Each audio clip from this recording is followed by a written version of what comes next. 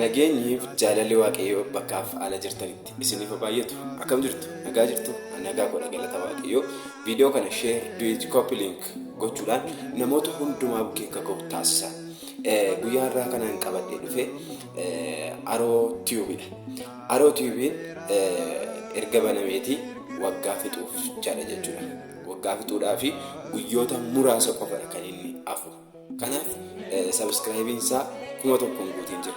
Kanaaf hundumti keessan namoonni viidiyoon kun isin bukkee kee dhagaa jirtan Aroo Tiyuubii jedhaati seenaati subscribe godhaati 1,000 akka inni galu taasisaan isiniin jechuun barbaada.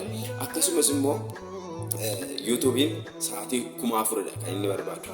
Sa'aatii 4,000 akka inni guutu kan inni barbaadu wanta ta'eedhaa fi sa'aatii 4,000 hin guutiin jira YouTubein kiyyamu.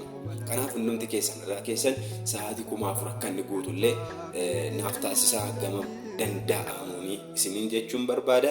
Akkasumas namoonni mana kompiitaraa garaagaraa beektan yoo jiraattan itti himtanii Aroo Tiyuubii akka inni 4,000 sa'aatii 4,000 guutuu taasisuu dandeessu.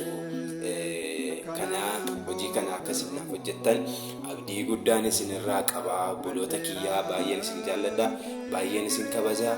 Aroo Tiyuubii seenaati subscribe taasisaan isiniin jechuun barbaada. Sa'aatii isaallee sa'aatii 4,000 akka inni guutu godhaa. Kanaan achi hin gubataa. Guyyaa muraasa qofadha kan inni hafu.